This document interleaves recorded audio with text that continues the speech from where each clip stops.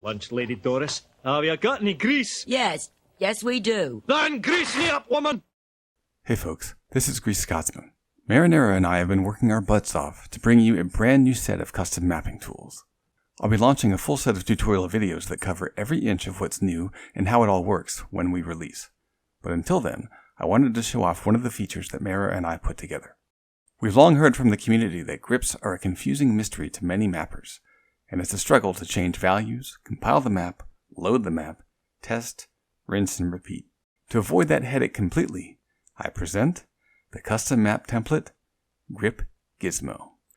Mara and I had roughly the same idea when coming up with this tool when it came to the wireframe representations. I figured they would be enough to guide mappers towards the right limit and radius values on, say, the capsule collider. And a night ago, we banged out those representations together in just a few minutes. Mara also toyed with the genius idea that, now that I've seen this in action, it takes this tool into the stratosphere.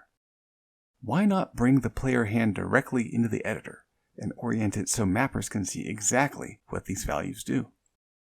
Mara did the heavy lifting to get the player's hand into the editor and tied the animator together with the grip radius value. I took on the job of positioning and orienting the hand, and then a bit of cleanup, so that it was an accurate representation of what you'd see in-game. The end result is that we can now fully, visually understand the values like grip limit and grip radius on, say, the capsule collider. On release, the tool will handle all climbing-related grip types. And depending on difficulty, we'll try to include grips commonly used for custom item and weapon creation, but I need to see how much work dialing in those grips and poses is going to involve before promising the feature. Let's see the tool in action. We'll start by setting a few incorrect values on purpose. We'll set the limit to be way too small.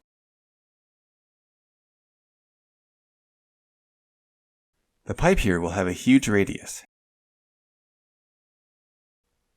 This other pipe will have a radius that looks close, but upon inspection of the hand gizmo, we can see, without having to go in-game, that the player's hands will clip into the geometry if we were to use these settings.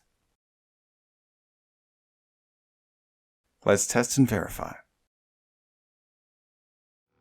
Sure enough, in-game, our hand clips into the pipe in a visually unsatisfying and immersion-breaking way. And our extra large radius value on this pipe means as the player tries to grip the pipe, their hands are forced back and end up grabbing the air. The extremely small limit value also means that the player cannot try to grip the ends of the pipe. The game will force the hands back within the grip's limit values. Let's hop back into the editor and fix these errors without having to return to the game in a series of trial and error attempts. We'll extend the radius value until the hand gizmo is resting on the surface of the pipe rather than inside it.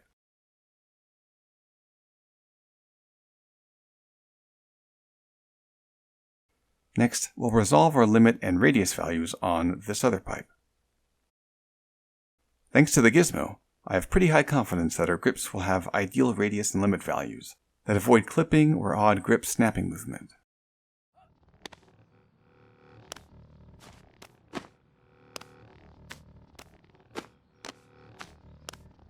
Marinera and I will keep working to bring you tools like these, as our goal is to unleash the creative minds of our community by removing the guesswork and tedium of some of mapping's more painstaking elements. Thanks for tuning in.